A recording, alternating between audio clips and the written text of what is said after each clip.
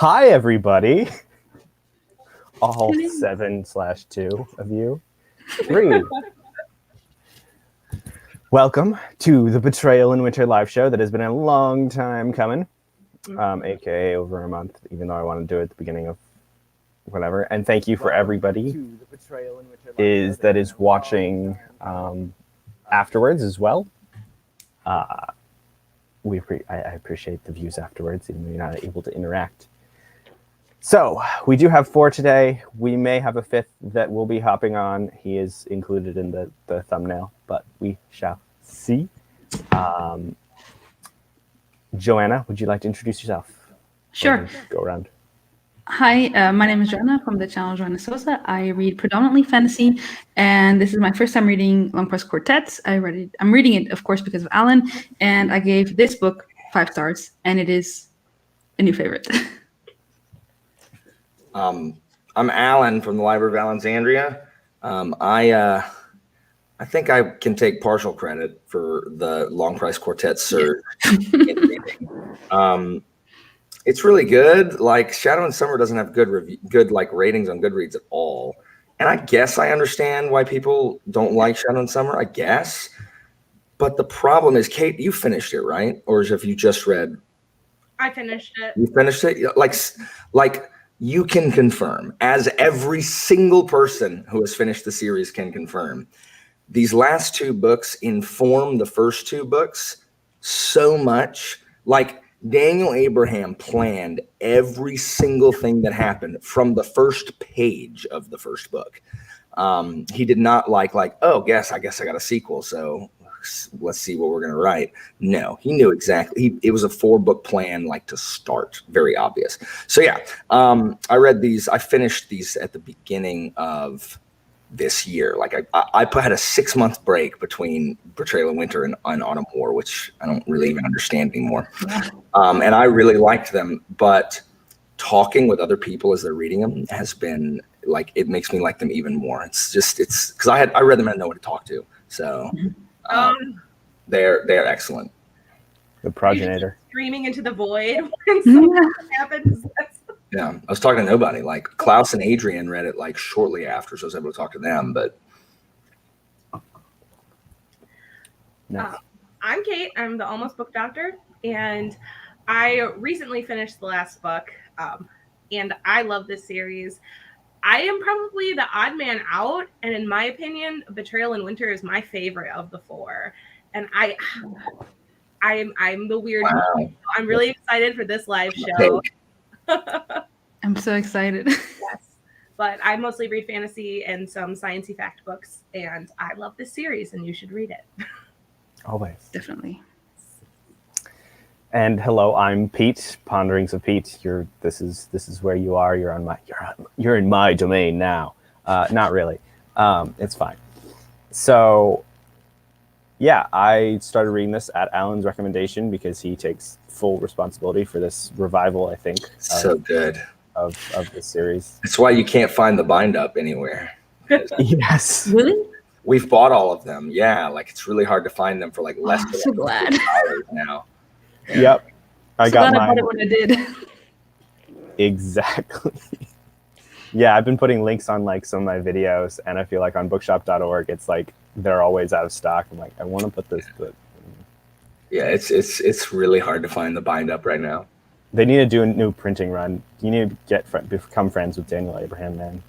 I think Daniel Abraham, I think the publisher screwed him in the that's why there's no paperback for Price of Spring, because I think the publisher like pulled its backing for it because it wasn't doing well, but like they weren't marketing it like at all. That's what I understand. So because he never ever talks about Long Price Quartet. In fact, like when they link other series that Daniel Abraham's written, like from The Expanse, and then upcoming Age of Ash, other stuff by Daniel Abraham, Dagger and Coin, The Expanse, no Long Price Quartet. So I'm not sure. There's something legal there, I bet. Like there's something there that they're not allowed to do it. Yeah, and it makes me sad because it is such an excellent series. Like, It's like a hidden gem. It's It is probably the most underrated series that I've read on BookTube, and just because no one like. You find those people like, you'll find people on this that comment later. They're like, yes, like long press. Okay, when you search for something and my video is at the top, like the video that I made is at the top of the search thing, like, there's not enough content. Like someone bigger than me needs to cover this. Yeah, I looked up Betrayal in Winter right before this, and the 3 videos were your video, Kate's video review, and then the link to the live show. That's how it be. If you search Long Price Quartet, my Price of Spring video comes up. Like that's. Well, we can change things. Oh yeah. So we're slowly doing it. We're getting a revival. Also, I want to point out, just because the public needs to know, Kate is not in an actual doctor's office, despite the IV that's behind her. It is a lamp, and she's just playing into the doctor aesthetic. James Klaus, he is. I don't know where he is. He's disappeared. Maybe he's teaching soccer to little kids again and forgot. He definitely forgot. We killed him. He was eaten by an undead. If he pops on, he'll pop on, and it's going to be great, and he'll pop on. I'm going to message him. Yeah. Where are you? Albert, what did you do? Did you visit him from England? Popped under the channel. The channel.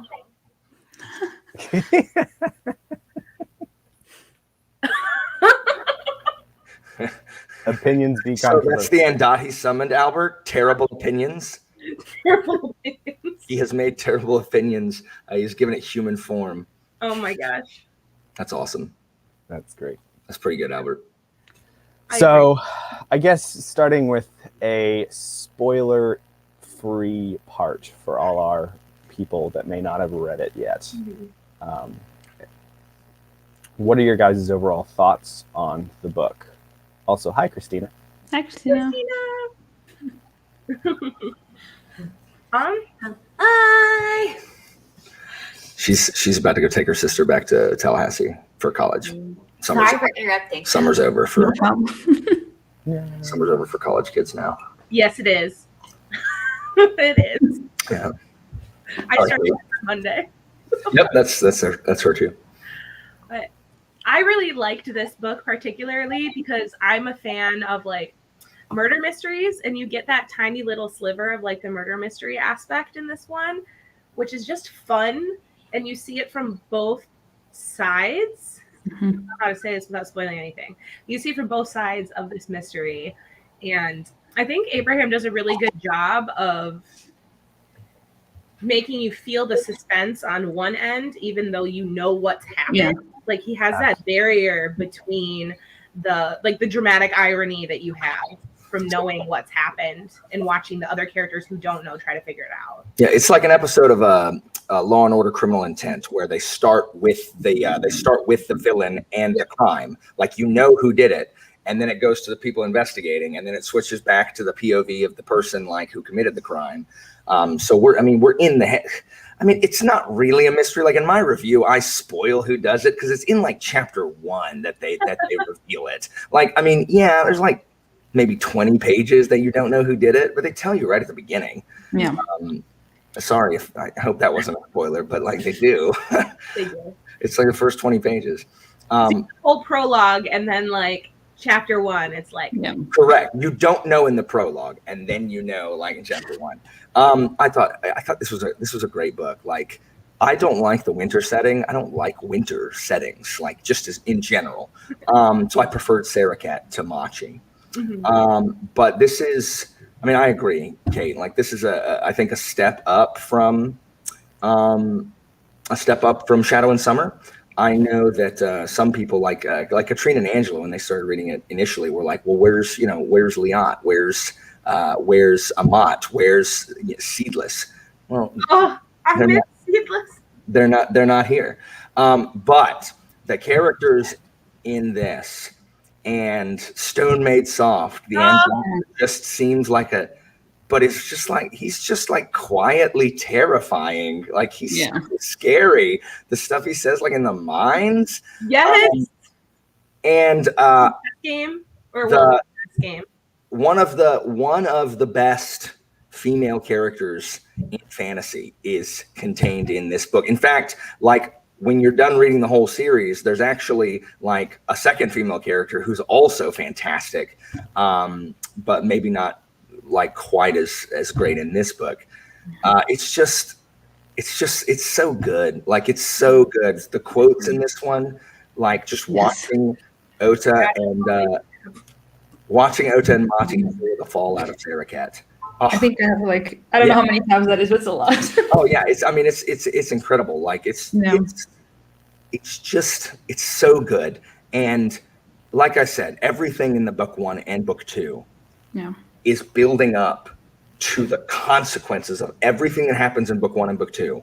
Yeah. Now the consequences come in book 3 and book 4. Like, that's where like everything that happens here in this build up, it's all payoff, and it's so brilliant. It's so brilliant. I do understand why Kate likes this book the most. It was very close, because I was talking with Angela and Katrina on Boxer while they were reading this book and all the way through, and this book came very close to being their favorite, but Price of Spring edged it out a little bit. Price of Spring is my second favorite, but I think it's not my most because it's so emotionally charged that it lost me reading it. Yeah, Price of Spring is an emotional book for sure.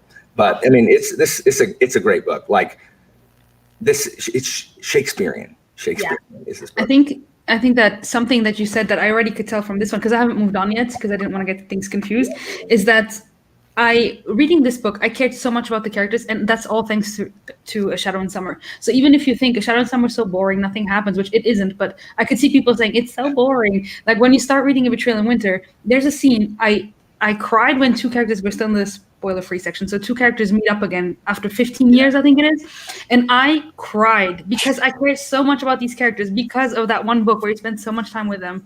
Yeah. And so I believe you when you say these two set up and then the payoff comes. I believe it 100%. And that's not really a spoiler. Like everyone, like if anyone listens to anything, like they hear it, it's like it's the story. It's the story of characters over 60 years of their life, which is just so freaking cool because watching them grow from those kids they were in freaking Shadow and Summer to the old men in Price of Spring, it's just so good. It's so good. Yeah. And the way he ages them and the way he does the subtle changes in their personality as they age, like real people change as they age. I love it. We're getting off track because we're sorry. It's just really good. It's just really good. You said you didn't like the setting. Sorry, Pete. My favorite part about the setting was the tunnels and how they utilized that as part of the setting when there was so much snow that you can't like be above ground. And I thought that having all of that added to the atmosphere of the story and some of the suspense because of just like how winding it is and everything. Sorry. Joanna, do we get to your overall thoughts of Betrayal in Winter? Just that I really loved it, and I loved it even more because of everything that happened in A Shadow in Summer. But basically, that was it. My non-spoiler thoughts. I loved it. Yeah, I also loved it. I think the setting. I think what you were talking about, Kate, with the murder mystery. Mm-hmm. Oh, that was so interesting, and how well he did it was very interesting because I think there were still mysteries to a certain extent within that mystery that wasn't immediately revealed. So it's not like there was no murder mystery at all, but like you know who did it, but there's a lot more intrigue going around. Yeah. There's like the layers of motives and things. Yeah. That's what's so beautiful about these books, because you have characters who do something, and in other books by a lesser author, it would just be, I do this because I want this, I want power, so I'm going to do this.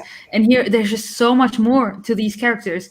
And there's so much, when you think you've uncovered a layer, you're like, nope, there's another one, and there's another one. And it's something you said in your review, Alan, so we have the female main character you're talking about, that she then picks something, the only thing that is clean in her life, and she doesn't want to taint that one thing. And it's just like, oh, so good. I forgot about, I mean, that's like, Daniel Abraham's character work is like nothing I've ever seen. I have not read Hobb, but when I hear like Jake Bishop or like anyone who really loves Robin Hobb talk about character work, all I can think of is Daniel Abraham, like, because I did not particularly enjoy Dragon's Path, the first Dagger and Coin. I haven't continued, but the character work he is doing in that, it feels like, okay, we're just setting it up just like we did in Long Price Quartet. he gives them realistic motivations. It's so weird. They make decisions that you're like, please stop. Please don't do that. Please don't do that. You know, why are you an idiot? But that's what we do. We're humans. We make stupid decisions, but it never feels like he's doing it for plot. It always feels like it is realistic for this character because they're people dealing with their circumstances. And I just love it. Like the characters are so layered, and we're using BookTube buzzwords: layered, complex, 3-dimensional. But they are. They're real people. I feel like it's hard sometimes to read it because you're like, oh my gosh, would I make that decision? And looking at it from the outside, I might have, and that's terrible. The books that make you think are the best ones.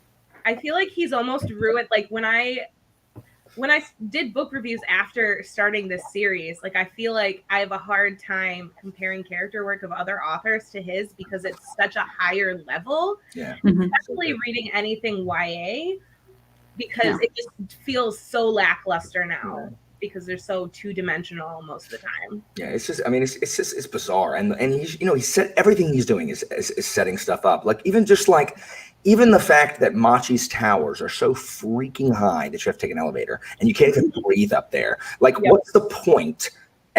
What is the point? Like they sit there and they look when they self-examine, which the kind do not do often, apparently. It's like, what is the point other than to show how impressive? Like all we have done is we have used the ANDOT to make towers as high as humanly possible, just because we can. Because that is who we are. We did it because we could. Look, just look at Human Vice now. Like, why does anyone need when you can get by on $1 billion, why do you need 100 billion? Literally, you could never, as a human, you could never spend $1 billion. Even if you tried, you couldn't. I know what I would do. Yeah, exactly. But you keep piling on because look, it's all scorekeeping, and that's what the Kai are doing here with just look at how tall our buildings are. Trying to top this, and now it's like, look, I've gone to space. Have you gone to space? You suck. We're gonna go to Mars. It's just why? Because we can. And that ends up being part of their downfall. I can't talk any more about that. But it ends up being such a weakness for them. And I love that they can't you start seeing how much they rely on the ANDOT and that they haven't developed technology to do things that the ANDOT can do for them. And so they're so reliant upon them that there's this vulnerability. Hey, Klaus. Welcome to the live show. How are you doing over there? I'm fine, thanks. Why? Would you like to give us your overall thoughts of the Betrayal in Winter? Spoilers. I think it's a pretty good book, yeah. I think it definitely is a step up from the first one, though I am one of the few people who has given the first one, I think, 4.5 stars, so I like that one already. But I think the focus shifts away a bit from the big conflict between the Gauls and the Kayem and goes more towards the personal fate of the individual characters. And then it gets back to that in the third book, which is the best in the series. But the second one is great as well. I really enjoyed it. And of course, as everybody else, I guess, what I enjoyed the most was the character arc of Idan, because that is some of the best stuff I have read in fiction. Yeah. We're not quite into discussing her in depth, but we're there with you. I'm ready. I got my bullet points of how much I love her. Done. She's just fantastic. So, let's get into spoilers then. We have to. There's not really anything we can do other than that. No. Because we got to get into spoilers. So I'm sorry if you haven't read Betrayal in Winter. It's time for us to do the thing. Come back after you've read Betrayal in Winter, which you will. You have to now. You don't have a choice. It's great. Idan. I will preface all this with saying, I think in the beginning, when I first read the book, I was not a big fan of Idan, especially in the beginning. And let me tell you why. That is a hot take. So when I started out, before I realized a bunch of different things about what was going on. Like in that first chapter, Dawn struck me as super, super bratty. Yes. In that first chapter, for sure. Yes. And that tainted all of my interactions with her for the rest of the book. Oh. Like that first impression. But the more I talk about it with people, the more I think about it, I do accept that she's a very well-written female character. And I think she's like I find her more interesting the more I think about it. Go for it. We start at the same time, so go for it. She is especially written from a male. Like, I love Idan because there's so much driving her. Like, you can feel her rage is so raw on the page. She is so angry. She is so angry. And it does not feel like she's like, oh, a woman's mad and shrieking. No, she is so hurt and so frustrated that she's not considered. Like, the men don't consider her. And like, for me, I think she keeps getting, it's like serial killers who want to be caught. She keeps getting more and more reckless because she keeps seeing that they don't even consider it could be Idan. Yeah, like right there. They can't even imagine a woman could have done this. And that makes her it just makes her even angrier. She's just so frustrated by her lot in life. Like, she can't do anything. She sees like everyone else having, and all she gets to do is be married off. That's it. And she's not stupid. She's incredibly competent. She's incredibly smart and incredibly capable. And it doesn't matter because the Kai society means that you're a woman. This is what you do. And even her dad is just like, oh, Idan, pet. She's just so much better than Lady Macbeth. Like, she's like Lady Macbeth with more character work. Yes. Like, she's Shakespearean. Like, in just her raw anger. She's just incredible. An incredible character. What you said is actually a perfect transition. Is it okay if I read a quote? Because it was like one of my favorite documents in the book. Okay, so it's on page 369 of the bind-up, if anyone wants to find it. And it's her getting really angry. And she says, and if I do this thing, you'll be shamed because I have breasts and you have a prick. I'm supposed to muzzle myself and be glad. Is that it? Well, I won't. You hear me? I will not be controlled. I will not be owned, and I will not step back from anything to protect your petty pride. It's gone too far for that, brother. If a woman shrinks meekly back into the shadows, then you be the woman. See how it feels to you. And then just like that moment, she's so angry at her brother. She's like, nope, I will not be just put into silence. You're yelling at Ota, right? No, she's talking to Danat. Oh, okay. It's before Danat eats it. Yeah, so she's talking because he's telling her, you cannot do this. You're my child's sister. And she's like, screw you. Yeah. I love that quote about her. It's like, all her rage, everything just pent up. She's like, no, I'm sick and tired of you guys underestimating me. And I really love that one. She takes the themes of feminism that you see in books where they're trying to write these really strong female characters and touch on this discussion. But it's like she takes the want to be equal and turns it on her head. Instead of like fighting for it in a good way, she does the opposite. And it's almost in a way you would expect a man to act in a story. Like, if you're thinking of someone who's going to go around murdering people, like, your brain is going to go to, it's a dude. And it's not like, that's just a stereotype, but it's really her. And she goes after this feminism in like this evil way that you don't really see very often, even when you have like the evil queen or something. Yeah, but if it's the evil queen, like, who's killing people, it's always that like really aloof kind of like no emotion, like Amarantha from freaking Avatar. It's always that kind of character. Like, Idan she is young, and I understand why like anybody reading it, I understand why you don't like Idan. I'm not certain that I like Idan like that I like Idan, like, because she's horrible.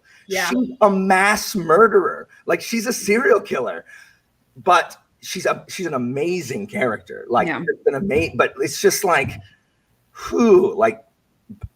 but she just has so much realism to her that you completely understand. And I even sympathize I'm like, I wouldn't be killing my whole family, but like, I mean, I understand where you're coming from, Don. It's terrible. But she'd be like, Alan, you don't have to kill your whole family because you're a dude. Like, yeah. She's not frigid. Like you were saying with the evil queen, there's like this persona that evil women have. She's not frigid. She has love in her heart and she wants to be with someone. Like when we haven't even gotten to Samai yet, or that's how you say it. That's how yes, it's Samai. Yeah. But like that whole story is a whole other part. But she has all this love in her heart, and she started out with feelings for her fiance, whose name I can't remember because who cares about him? Adra. I think it's Adra. Yeah, Adra. She had feelings for him, and then their dynamic of she's doing this killing for this reason, and then he's doing it all for her. You're making me do this. I'm doing this for you. I've done these horrible things. But the horrible things that he's done are making her pull away from him and sending her towards Samai because he's this like beacon of goodness, I think. Yeah, and that's I think why she's attracted to him. I think she wants to be the person she is with Samai. Like that's who she wants to be. And one of the best scenes is when she finds out that Samai's betrayed her. Oh, I just got chills thinking about that scene. That scene is so good because her anger at that moment, like her just complete raw emotion at the moment that she realizes that the one good thing she still has that makes her good, like, is gone. And I think doesn't she like jump off the balcony? Yeah, she does. Go down there and Stone Made Soft pushes her into the wall, and that's so awesome. Myself to breathe while I read that scene. It was so yes, Klaus. Oh. There was so much. I trusted you. I freaking trusted you, and then he just backstabs her, and it's just she doesn't deserve it. She's an adorable chipmunk, and I don't get why she gets so much hate. So a completely misunderstood person, very underappreciated, like these books basically. So yeah, it's really tragic what happens to him. Yeah, I love Stone Made Soft. Like he's so different than Seedless. He is so much more frightening than Seedless because he is. I agree, Klaus. The way he says when they're in that mine, I could just crush this whole thing down on all of you and just like conversationally. Just conversationally, like, hey, so I could kill everybody here, like right now. It's just like, holy crap. Okay, please don't. Yeah. Love Stone Made Soft. And when he demands that Samai play the game right as he's found out that Adon is, behind everything. And you're just like, holy crap, holy crap. My heart was racing. It's like, so what happened there? Because I feel like the way that chapter ended, I was like 100% sure that Stone Made Soft was going to get released. Yeah, well, I mean, Samai won, but barely. Like he barely was able to keep it together. But remember, the whole thing is Stone Made Soft has been created as a terrible Stones player. But in this case, Samai was so scatterbrained that Stone Made Soft was like, nice, this will be the time that I even if I'm bad, he'll be worse. He's strategically trying to get him. Yeah, Samai he managed to do it, but I think it was a close run thing. Samai was like Larry at Book Jeopardy, basically. Or Gregory. Oh no. Stone Made Soft also has not read any books. No, he hasn't.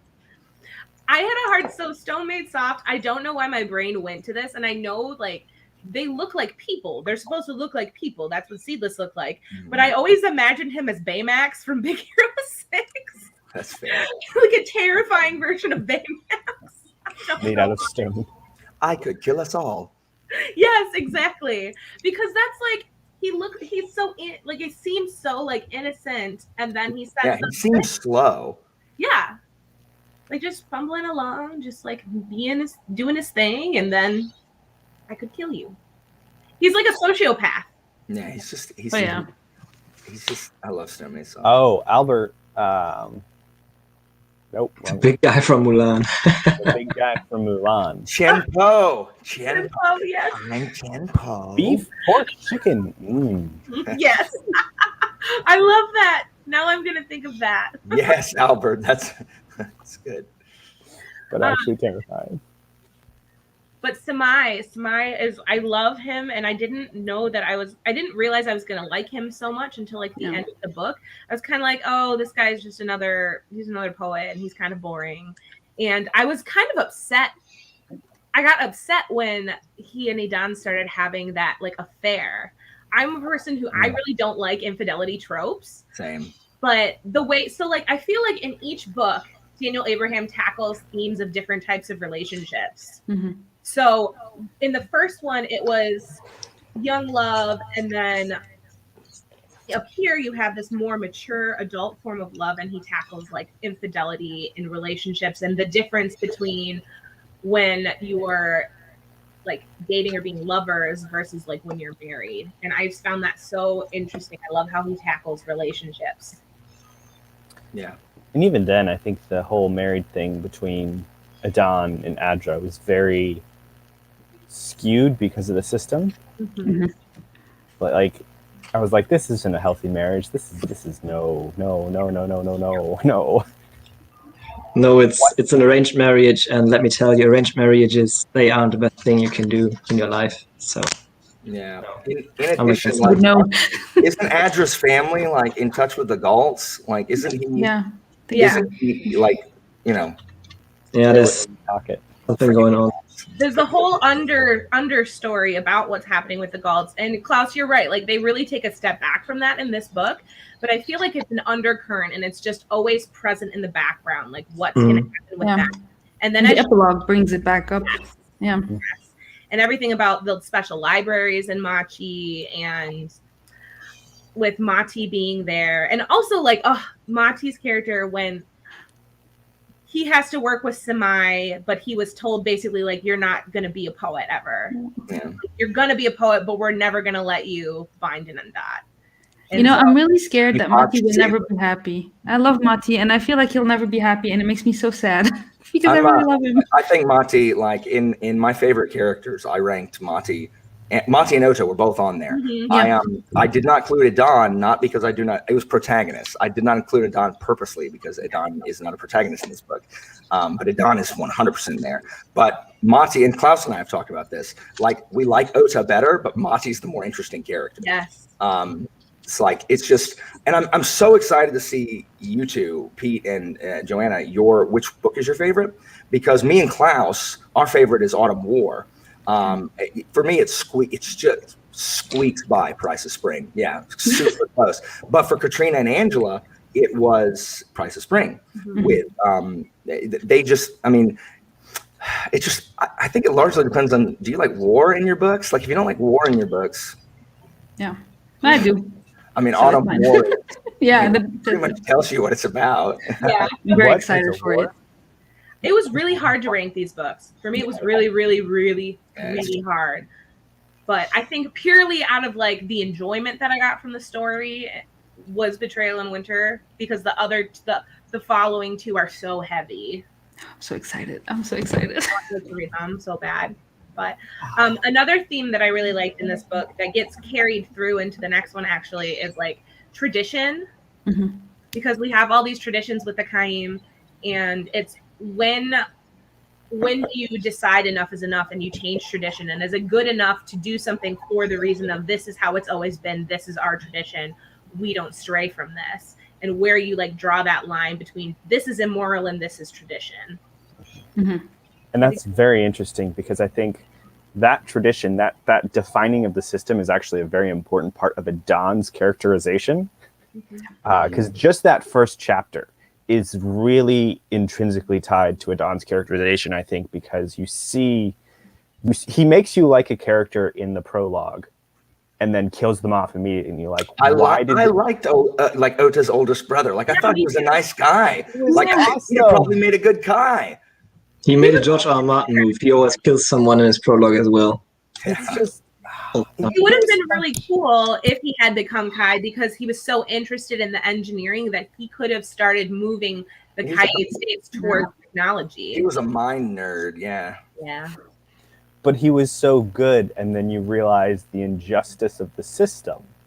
That bad people end up being Kai because you have to kill your family to do it. Good so you people inherently have to have this evil inside of you, I guess, for lack of a better term, or I dark. mean, but that's always what needs to be explored. I just talked about this in my Well of Ascension video, is how much principle can a ruler afford? Yeah. Because like, if you realistically, like, you have to have some at least ability to be ruthless and put down, you know, rebellion, or not rebellion, but like people who are trying to kill you, or, you know, you can't let an opposing faction fester that's going to, you know, spread dissent and create chaos. And I would never want to rule a country. Like, there's so much you have to think of. Like, so there's just too much compromise that has to happen. Yeah, you have to have that iron fist sometimes, and you have to be able to lay down the law and what's the term? Like the casualties of war. Mm-hmm. There are some there has to be like collateral damage. Collateral damage. There you go. My brain's not working today. And you have to be able to survive that, which this would be a great segue into the next book, but we can't talk about that yet. But yeah, I think it's, yeah. When you get to the end of the book and like we have Ota here, and it's like, is he going to be able to do that or not? I like that he doesn't kill Adon, like, and she's just like, what? Where am I supposed to go? He's like, I don't care, like, not here, away, go. And you know, she's even mad about that, like, because like she at that moment is done, like she wants to die, she's finished, she's had enough, she failed. You know, what does she have? The man she trusted more than anyone in the entire world, the man that she loved, that was her last link to innocence, betrayed her. Yep. And so she doesn't care. Like, at that, like, she is ready for Ota to kill her, and then he doesn't, because Ota is a complicated man and is trying to do the right thing, just like he was trying to do the right thing when he killed Heshai, for good or ill. You know, and he was trying to do the right thing. Ota has been trying to do the right thing for 2 books now. Yes. And, you know, will he succeed? I mean, sometimes it turns out good, sometimes it turns out bad. So far for him, like, you know, he literally destroyed an entire city's economy. Yep. But he did it because that's the right thing. The other option was they find out the Galts did it and, you know, wipe out the Galts. So I just had a realization when you said that. And another thing that makes Adon and Ota such like polar opposites. So Adon is doing all of these horrible things because she thinks it's the right thing to do for her. She feels like she has to do this for her principles. And Ota's doing the same thing, but it's so different. I mean, he murdered somebody, and Adon's been murdering people, but we view him as still a good person, and we don't view Adon as a good person. That's because theoretically Ota is acting on principle and Adon is not. Adon is mad. Like, I get that Adon's mad and that she it's not fair. I mean, I agree, but her motivations are not even kind of noble. Like, they're not even like, she's not doing it for womankind. She's doing it because Adon is mad that Adon cannot, like, she's not doing it for women everywhere. She's ticked off that she's a member of the Kai's family and no one takes her seriously. I don't even think she has like that, like, you know, what's she, like 16 or 18? She's young in this book for sure. Like, I don't even think she has like the ability to think about people besides herself. She's incredibly selfish in this, but incredibly sympathetic. Like, because I get it. It's not a noble goal at all. But you know what, Adon? You're right. They are douchebags. The system does suck. Get them, Adon. Speaking of Ota, I think Ota, something I really like was he tried to make Mati feel better when Mati was saying, and we didn't even know whose kid it was, you know, if it's yours or mine. And he's like, oh, I couldn't conceive. It's fine. Like, it's yours. And the moment when they meet again and they talk, Mati and Ota for the first time, I really cried. Like, I underlined the whole page because all of it was just so like emotional. And I just loved everything that Mati had to say because he had so much that was weighing him down and stuff that he needed to get rid of. And he even says at one point, I've been waiting 15 years to tell you this, to tell anyone. And he couldn't. And just those emotions between them, I love it so much. And then, yeah, you see that in the end, well, Ota becomes a dad anyway. So that's also Melly, I agree. It's not really about feminism for Adon here. She's much more like Why can't I be king? I would be a good king, or I would be a good Kai. Well, it's because you're a lady. Sorry, Adon. I definitely liked Adon more than Cersei, and part of it might be maturity in the different time period that I was Anyone reading. likes Cersei. Cersei versus Adon, but I mean, except for Klaus. Klaus, you like Cersei? She's a wretched. No. Wretched. I was Okay. kidding. I was kidding. She's the worst character in all of fiction. She's Love to horrible. hate her. He's Love well to- written. Well, Like, She's well written, but the Mirror Swamp and whatever. Stop talking about it. It makes me. I am not sympathetic towards Cersei the way I am Adon. No, I'm just I want Cersei to be quartered and drawn apart on some I marketplace. completely Nah, agree with I Klaus. still want Jamie to kill her. That's all I hope. We all Well, I think that's that's interesting. betrayal. We'll never know. No, we won't. the comparison between Adon and Cersei is an interesting one. I didn't think about that when I was reading it. Even though Cersei is like the epitome of evil female character in power in fantasy.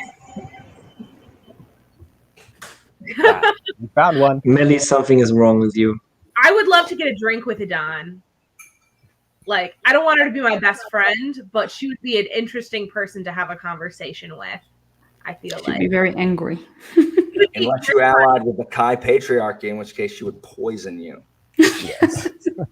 She would. True. She'd just stab you with your butter knife as you're having She would. something.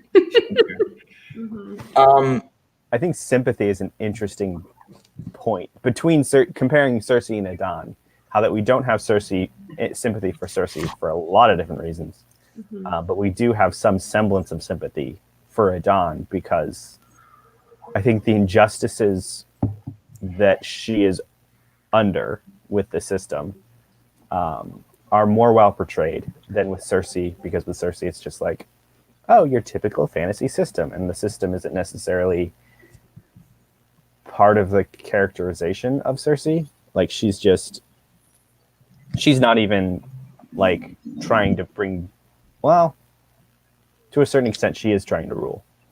Yeah, they have that similar base where they're like, why should it be my brothers? I'm way more competent than them. Or, well, that's Cersei's point of view. Idon is like, I would be a good Kai, so I should be, why not me? So they have that similar starting point, but they're different characters.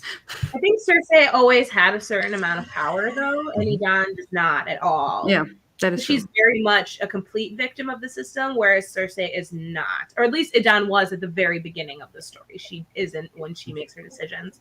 Yeah.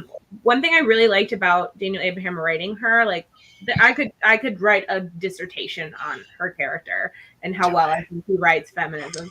But I really liked, one thing that struck me when I was reading the book is how he used makeup in the story, because it talks about her painting her face and certain moments where she takes off her makeup or puts it on, and it's like she's putting on a mask. And when she has this makeup on, she assimilates into the Kayate society, but when she takes it off, those are moments where you really get to see like the inner parts of her and where the more like raw conversations you get with her. I just thought that was a really cool like device that he used in the story. Yeah. We also haven't talked about Kian, who I really liked, and freaking Ota. Like, I just feel so bad for Ota because like his past just keeps ruining his life. Like he's just like, he's just. At some point, I was just like, Ota, just stop telling people who you are. Please just stop telling people who you are. Like, because all Liat wanted was like, oh my gosh, I'm gonna be queen. You know? And then freaking Kian is like, yeah, you gotta go. You guys are gonna get me I killed. don't want that business here. Bye. Get out. Yeah. She's so strong. I love her. I like Kian. So cool. Yeah, I love her too. So And much then of a better match. Yeah, Yeah. 100%. Yeah, I like Kian a lot. Did we get did more not from her like in the that. next books? Yeah, Kian's in the next book. Yeah. Okay. I Oh, did close. it all in the first book. And so when we met Kian, I was like, oh, she's the one. Klaus, you don't like Kian? I like her. That was just my face about her being in the next book, and I was thinking about the next book and what happens in the next book, and my face went all. It's so good. I think we should take a screenshot of that It's a face. good face. There's so much that happens in the next book. It's really good. It's longer than the first two. At least in my bind up, I think. Yeah, it is. It is. Okay. It's the longest one, I think. Okay. Yeah, Cool. there's a lot of stuff in that book. 400 pages, which just like blows my mind how he can shove all of this in so little. Brando Sando would have made like a trilogy out of every single book. Seriously, And each of these books would have been 800 pages long. That is all of what it. that is what I talked with Katrina and Angela about a lot, is the fact that he did all of this in a 300 to 400 page book. Yep. Like I think the longest one's maybe 450. Like what? The entire series is like maybe 1,300 pages total, maybe 1,400 pages total, the size of what? The longest Stormlight book? Like the entire series. So Daniel Abraham has proof of concept that a incredible character narrative, like with a plot, like architecturally planned out, can be done with a normal sized freaking book. Every book does not have to be 800 plus pages. Yeah, that's true. Yeah, this is why I'm like, Wheel of Time, 15 books. I'm like, I don't know if I can take it, because there's just this one's so good, and it's so condensed and so concise and well made. Yeah. I never thought I could care so much about characters that I only spent, because the first one in this is like 200 something pages of this bind up. And I was like, I could never care about these characters only in 200 pages. And I was wrong. I love them. And with the second one, so I'm only 400 pages into this bind up, 458 pages in. And I'm like, I love these characters so much. And it's incredible, because I read some shorter books where I'm like, yeah, you didn't take time to develop your characters and stuff. And it's definitely not the case here. I can't wait for y'all to read the next two. I'm so excited. I'm waiting on Ben and Grace, because I'm going to read Abraham does things in these next two books that, like, I would never even consider an author can do. Like, Nope. Can you really do that? Like, That's 20 pages of an autumn. I've just never considered. I'm just like that. Wow. Like, it just goes in some really interesting directions that I would not have expected. And the character development is second to none. I've never, like, these characters are fantastic. They are absolutely fantastic. It's good. It's really good. We didn't mention Sinja. We meet Sinja at the end of I this. don't like Sinja. You don't like Sinja? No. I find him intriguing. Sinja's my least favorite character in the entire series. Audra, but Sinja's my least favorite, like, character who is in, Audra's dead now. Who's my least favorite character in, Anyway, I'm eager for us to discuss Sinja in the next live show. See what everybody thinks of Sinja. Stupid Sinja. I can't take him seriously, because I used to play a video game when I was younger, and there was a character called Sinja, and I was just picturing him as the character all the time. So, Battle Realms. It's in an Asian-inspired setting, and there's various clans you have to fight against each other, and there's this general called Sinja, and I was like, okay, so that's him, and I was picturing that guy with the two swords and that ponytail, and I was like, whatever, do what you want to do. Sinja, though. I don't like Sinja. I like my favorite thing about these books, my favorite thing about Abraham's writing are the themes that he brings up. And I know I've talked about two of them, but I have one quote, just like Joanna, that I wanted to read out. And what I like is the idea of, like, with Ota, he's never felt like he belongs anywhere, even when he's back in Machi. And there's this one quote that says, it's blah, blah, blah, blah. It's the problem of seeing too much of the world and loving too much of it. You can only live in one place at a time. And eventually you pick your spot and the memories of all the others just become ghosts. I love that quote. So good. I filmed a vlog of me reading this one, and I talk about that quote specifically in my vlog, because that quote gives me chills. Like, it's so good. Yeah. Because he's been everywhere. He's been at the Summer Isles, where he almost got married? Excuse me? All of a sudden. Yeah, he almost married the girl that, whose baby secret took. Yeah. I was like, yeah, there was like in Wise Man's Fear, when Quoth is somewhere and he skips the entire voyage where he has been attacked by pirates and stuff in a single paragraph. Yeah, and you're just like, that's the same thing here. He was like, Klaus, I would have liked to see that. Thanks. Yeah. Why do we have 100 pages of Felurian, but we get a paragraph of a shipwreck? Because fairy sex. So stupid, Klaus. I do agree with this. Oh my God, that's the worst narrative decision I've ever seen. Oh yeah, there was pirates and a shipwreck. one paragraph. We survived. That's a story for a different time. Oh, but I've got plenty of time to talk about stupid Felurian. I want Daniel Abraham, like, I would petition him to write like a novella about Ota's time in the Summer Isles. Like, I would petition him to write The Winds of Winter, but Isn't he on call to do it if Martin dies? I think Martin has said that nobody's allowed to finish it. Yeah, it's in like his contract. He's a douchebag. He's allowed to finish it. Even if he dies? Yeah. Even if he dies. He doesn't want anyone to finish it. So basically, we're gonna have to wait. What is it? 50 years after Martin dies to get somebody to rewrite it, because just write a book called The Gusts of the Cold Season. And, like, Alan, you can do better than that. You're and call Jamie James and James, that sort of thing. Yeah. And Summerfell and whatever. Yeah, exactly. And just finish it with completely different names. We'll never get the ending of that, guys. I'm just I've read fan fiction, so I have my ending already. What a douche! Yeah, I thought like at least because you still have 2 books to go. Prepare, and he's like, no, I can finish it. This week he announced a new graphic novel. This week, and he said, I've seen that, and he says like, I'm behind on working on the 6th book, but he is working on that ridiculous TV show, or what's it called? And everything. We'll never get any of that.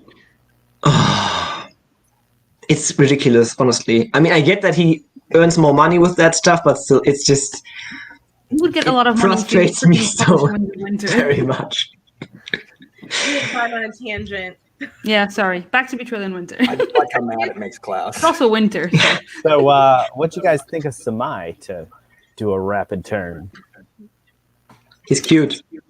I like Samai in that Samai is who Mati should have been. Yes. Samai is slightly older than Mati was in Shadow and Summer, but we get a glimpse. In what Mati could have been after Heshai died and passed along seedless to Mati. So Samai is still like, he's doing his job and, isn't traumatized by the complete tanking of an entire city's economy, or because I think Samai is just kind of this naive college kid who unfortunately got in the path of Ota and Mati, who bring sadness in their wake. Like they are catalysts for change. We saw it in Zerakat. We see it in Machi. Mm-hmm. Wherever they go, things happen. Yeah. And he got caught in the crossfires. And I think he really did love Idan. And I think Melly said earlier, Anita said earlier, she was conflicted with Samai. She wanted him to take Ota's side, as we all did, but at the same time, we didn't want him to betray Idan. Like I knew that was gonna, be so sad. But at the same time, I'm like, you got to do the right thing, Samai. But the way Abraham had written it is, I honestly didn't know which one he was going to pick. I did not know which way it was going to go, and I think he's a pretty good character. I mean, he's not as complicated as Ota and Mati and Idan are.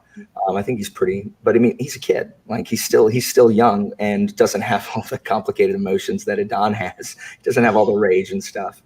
But I mean, he's better than most people's secondary characters. It's interesting to think that when you create an Ondat, or when a poet, is that the right term? Creates, summons, whatever, however they put it. You summon. Summon, yeah. Bind. Oh my gosh, yes. When he binds the Ondat, they get it's part of him, and so it's I feel like that sort of sociopath feeling that we get from Stone Made Soft, a little bit of that should be inside Samai. And so it's how would he be if he had that little bit of evil in him? He didn't bind Stone Made Soft, though. He took over the binding. Stone Made Soft, unlike Seedless, remember, Heshai summoned Seedless. That's why Seedless is so terrible, because Heshai hates himself. So Samai, there is a little bit of Samai in Stone Made Soft, but he merely took over the binding rather than summoned him to start with. But the fact that the Ondat have, are bound with the worst characteristics of their poet, it's just one of the most interesting things in that magic system. Is like they're there, but if you're terrible, so guess what? Freaking Andot's terrible. Congratulations. Yeah. I think that Samai represents an idealized version of what Matty would have been. Yeah. I don't think that's what Matty would have been. Oh, yeah, that's probably true. That's probably true. Yeah, because to a certain extent, I think there is some of Stone Made Soft in Samai to a certain extent. Yeah, there has to be. Yeah. Yeah, you have to understand it. So the hate, how much Heshai hated himself, Poor Heshai. that would have carried over to Mati. I think Mati would have had essentially almost had to learn to hate himself in a really tragic way, and I think that's why Seedless didn't want Mati to understand to a certain extent. I think he would have easily been able to be like that too. Yeah. Because he's a very emotional character. I think Mati is more emotionally driven than Ota is. Ota can see reason more easily. And that's part of why Mati is such a complex and interesting character. But he's very, like, I feel like he would have fallen into that. Yeah. And been very much like Heshai, where he has to have, a place where he goes and just like lets himself fall apart and like gets consumed by his grief and hatred and feelings. I mean, Mati he's always, he was always small. I mean, remember Ota, like he couldn't do it. And then Ota rubs dirt in his face because like when they're kids, at the school, because, and so Mati's, and this is the same way in Dagger and Coin. Abraham writes these underestimated characters, these characters who are like, not like society's like, yeah, I mean, okay, whatever. Like, oh, you're not good at this. Like, get out of my face. Like, these kind of like put upon characters that kind of feel bad about themselves or don't rise to what they feel like their potential should be. He writes these characters really, really well. And I think he does a great job with Mati, because I think Mati's trying, again, he like Ota is trying to do the right thing and just keeps not succeeding. Like he just keeps not succeeding. Like he does redeem himself a little from Shadow and Summer in Betrayal and Winter. But he almost gets murdered. He gets like gutted by freaking that guy from the first one. And Monty's trying to do the right thing. I just think he like Ota, they are both struggling to find their place in this world, because neither one of them their paths aren't following the paths it should be. Mati should have finished out in the school, but become a poet, taken over Seedless. Ota should have hunted down his brothers and killed them, taken over the Kai. I mean, he's taken over the Kai anyway, but he didn't. Well, no, he was supposed to be a poet and take the land. That's what he was supposed to do. That's right. So I think it's interesting watching these two men try to find their place now that their kind of path that they were supposed to be on has been disrupted. And it just keeps getting better and better, because they keep getting older and older and more mature and, having more life experience. It's really good stuff. That's why I think these books are so well written, or these two characters specifically are so well written, because I think almost anyone can sympathize with the journey of trying to find your place in the world. And once that kind of hits you, you're just like, wow, I understand what you're going through, buddy, to a certain extent. I mean, I don't have to kill my brother, but no. I feel like it's easier to I think it's really easy to sympathize and relate with Mati, because anyone who's tried to do something and either felt like they're not good enough or felt like that's like fate or whatever, the universe didn't allow them to have something that they felt like they deserved. Like that's like the essence of what happens to Mati in general, like constantly. So like he always feels like one step behind, I think, Ota. Like he's trying to catch up, and he feels like he should be just as good, and he deserves to have the same types of things that Ota does, and he just doesn't. Like a little brother almost. Yeah. But no, I think their paths have kind of diverged. So I'm interested in seeing what the next books carry. Question for Joanna and me, but the rest of you guys have to be quiet. Do you think that Matty will get a poet. Will get an undot. Sorry. Do you think he'll end up binding one? From this one, I don't think so. But I think anything can happen since there's still so many years of their lives to cover. But how this one ended, I felt like it felt almost like we're packing up. You know, we're doing something different now for him at least. So I am very interested in seeing. What do you think? I think it's possible. Mm-hmm. I think it wouldn't happen till Price of Spring, because I think at the end of this one, he's in a he has 50. We have 15 years to the next one, and I think what he's going to do is he's going to go try to reconcile with his family and find his family again. Mm-hmm. And if he does reconcile with his family, he definitely is going to have. Well, oh, gosh, what was her name? Lashat. Liat. Her, like, oh, why don't you become a poet? Because you're a failure of a poet, and I'm ambitious. So why don't you? She could definitely push him to bind an undot on his own, because I can see her just being that type of low-key weird. Just stop. I could see Ota making him bind one, like not in a pushing him like Liat would, but maybe he would do it to save Ota's life or for Ota for some reason, you know? Because I feel like these two are so connected, and it almost feels like it's a love story about them, about their friendship, about their relationship as brothers, you know?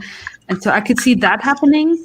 Well, yours is also plausible because I don't like Liat. She's so like, I can be queen. Great, do it, you know? And then Melly, that's an excellent point. I can see Liat also coming forward like, no, this isn't Ota's. This is your child. You have to be. I'm one of your wives now. Haha. But Ota doesn't want to have multiple wives. It's true. So. But Liat also is very, I'm going to game the system. Very ambitious, yeah. So, I don't know. We'll see how much. I'm interested in to see over 15 years how much principles. I hope that in Autumn War, Ota's principles are shown, like how much they've stood the tests of 15 years of ruling, and how much he's had to give away. So the time jump is again 15 years. Yeah, it's 15 years. Yeah, I mean, I think a couple are 14, but it might as well be 15. Okay, yeah, so around that, yeah. Okay, cool. Not to make So they will be what, in their 40s now? Sorry. Yeah. Yeah. Not to have a weird comparison, but like the way that I feel about Thomas Senlin and how he tries to like keep his sanity throughout all of the things that he goes through, like that's how I feel about Ota. Like he tries to stick with his moral code no matter what. Even when he feels like he has to do something, like he feels bad about it, like Senlin does. Yeah, though he's less naive than Senlin. Oh, he's definitely less naive. And more competent as well. So, yeah, Senlin is a real person put into a situation. It's like literally one of us taken off the street and put into an extraordinary situation. Ota at least like grew up in this world where. Yeah, he has a bit of ruthlessness around him. He isn't completely innocent. Senlin would never strangle someone with his bare hands. I don't know. He would totally fail at it. Yeah, he would fail at it 100%. He would. Yeah. Edith would have to do it for him. Yeah. That whole scene in the Heshai bathhouse would be 100% like Edith as the girl and Tom as standing there. Yeah. Yeah.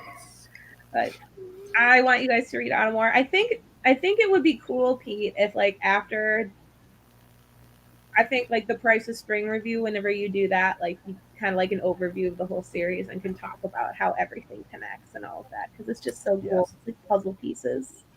I was planning something similar when you guys were done to do a full like long press quartet thing, because I wanted to I wanted to invite like Angela and Katrina, who have read it and are never on live shows, and they agreed that they might do it because so Klaus won't be there. You're going to be forced to agree with Katrina for an hour. Can you handle it? That is not possible. I'm pretty sure that no. We won't agree on anything. They can disagree because Klaus likes Autumn War better than Price of Spring. So yes, they can just go from that point. Yeah. And Kate avoided picking between her parents and just took the easy way out and took Betrayal in Winter. Yeah, exactly. That's why it's your favorite. I can't upset the house. Can't rock the boat. Yeah, very wise. Mhm. Nice. But yeah. So, does anybody have any further thoughts on Betrayal in Winter? There's so much. The thing with these books is there's so much you could talk about. Yeah. It's like impossible to hit every bullet point. Part of it is there's a lot to say about Betrayal in Winter, but only in retrospect after you finish the series. Yes. So there's actually like a lot that the three of us could talk about Yes. about Betrayal in Winter because we finished it. And that's what makes this series, like one of the things that makes the series just incredible. You can't really like, this isn't the only series that does that, but there aren't a ton of series that do that to where like when you're finished, you have way more to say about the previous books. And this is one of them. So I feel like when he was writing it, like everyone's seen the meme from It's Always Sunny in Philadelphia where the guy's in the room and has like all of the sticky notes on the walls and like strings running between everything. Like that's got to be what his mind looked like when he was Yeah. Yeah, that's it. It feels like, so each of the book can stand on its own, but it's also one big story. And I prefer writers who do that. I think Joe Abercrombie has done the same thing with his Age of Madness trilogy. He finished all of the first drafts, and then he only published the first book. So that is why it all comes together perfectly. Mm-hmm. Yeah. that's the way to do it. Yeah. Yeah. There's no doubt. There will be no doubt in your mind when you're finished that Abraham knew exactly where this was going from the first word he wrote in Shadow and Summer. Yeah. I can't believe he came up with this idea. There's the one thing I love about this is that it's so original. Yeah, that is true. Magic system and bringing the economics into it. Like I had no idea I was going to love this story as much as I did when I first picked it up. I was like, okay, Alan likes this a lot. Like it sounds kind of interesting. And now I'm like in it. Yeah. The freaking Andad is like, how do you even think of that? That's just bizarre. Yeah. And he's Yeah, so the Andad. with all the ones. Like with all the different Andad. Yeah. That it's not just like one magical being, you know. So it's like in the way that he's so cleverly like makes it so their powers can do all these sorts of different things. Like Seedless, like the whole thing with Seedless and like the, what do they call it? The sad trade. Bad trade. Yeah. Like I would never have thought about that. Because his name's not Seedless. His name is Removing the Part That Continues. Like they just call him Seedless because he takes the cotton seeds out of the cotton plant. Mm-hmm. Yeah. It's elegant in its simplicity. Yeah. Yes. And yet I agree. the simplicity gives way to complexity Mm-hmm. that is not related to the magic system, but is related to the world. Mm-hmm. Yeah. You right. Basically, the Undead are just superheroes, but they are superheroes who are controlled by other people, and that relationship between the poet and the Undead is that incredibly original and fascinating thing about the entire book series, because there is so much, as Alan said, there's so much tragedy involved. Yeah. It's just awesome. Yeah. Yeah. And the choices, that's why it's called the Long Price Quartet, because it's always about the choices and the price you have to pay. Price you pay. Once you have read the third book, you will know what the freaking price And maybe actually you is. may be paying prices for like characters are paying prices, or the world is paying prices. Like they're paying prices even from decisions they made in book one. They're paying for it in book 4. Like once you have chosen that path, you cannot change direction. You have to go that path until the ending. yeah, you have the consequences for your actions. It's so good. It's It's good. chef's kiss. Y'all, just Pete, do you want to throw away your TBR and read these next 2 books? Yeah, don't wait Yeah. for Ben. Don't wait for Ben and Grace. I think they can read it together. They'll be fine. I'm definitely like Autumn War. The books I'm reading next week, because I have another live show next weekend because I'm stupid and crazy and weird. But I have to read this and the Communist Manifesto. Like that's all I'm reading next week. Communist Manifesto is short. Well, the book I have has a bunch of philosophical and historical context to it, which I kind of like reading. So I'm reading that. I've read like 100 pages of that, and I haven't even touched the manifesto yet. Get ready for a conversation on Marxism. Yeah. So it's gonna be me, Christy, Billy Bonsai, and Greg. Oh no, I know. He's been Great. talking to me about. Oh, that's actually a book that Greg has really read. I am impressed. Yeah. Debatable. He's He's made. read it He's already. gonna have the Wikipedia page open as he's talking in the discussion. That's likely. He's already read the Communist Manifesto once. Debatable. Press X to doubt. Don't question Greg and his politics books. Okay. I included some of those, and he didn't get those right either. Some people just aren't good on game shows. I might freeze. He was When's the starstruck. prediction? When's the prediction video going up? Today, in 3 hours, at 11 my time, and I have 4 o'clock. 6 now, so in 5 hours. And So Nice. Gotcha. yeah, It's gonna be good. I'm excited. I am. It's- also excited. yeah. It'll be tomorrow. I know. That's gonna be my relaxation before I have to start studying. I'm gonna watch There you go. Jeopardy. Yeah, I have a fantasy football draft in the afternoon. Not in the afternoon, but before. Yeah, I know. Different. I'm actually in 2 leagues now. So different. Fine. We needed, I thought I'd forgotten that as well. no, we haven't even planned one yet. But after church, I have a keep calling it Final Fantasy. Stop it. Fantasy draft. And then, yeah. Loud. Anyways, thank you so much for coming on, guys. I appreciate it. I love talking to everybody about this and thinking about it. And Thank you for having hopefully us. the next one will happen soon, probably. Alan's going to be there, and then there's going to be 2 other people for Autumn of War. Autumn War. On more. I'm excited. Albert, I'm starting to take things seriously, so no. Yeah, same here. So If someone who's not an American wins the fantasy football league, then I'm gonna be like ashamed for the. you and my team, Kate. So I know. that's not gonna happen. I have a practice round to draft and then talk to all these friends that take this super seriously. I'm a win. I know more about football than I let on. I do. I'm rusty, but I'm watching videos and talking to people. But yeah, Cool. I can't wait to hear the next one because there's going to be so much more to talk about. Yes. Yeah. I'm excited. Yeah. Y'all are great. Thank you so much. Thank you so much for watching, everybody, before, after, during. We'll see you next time. Yep. Here on this channel. Bye. Bye, guys.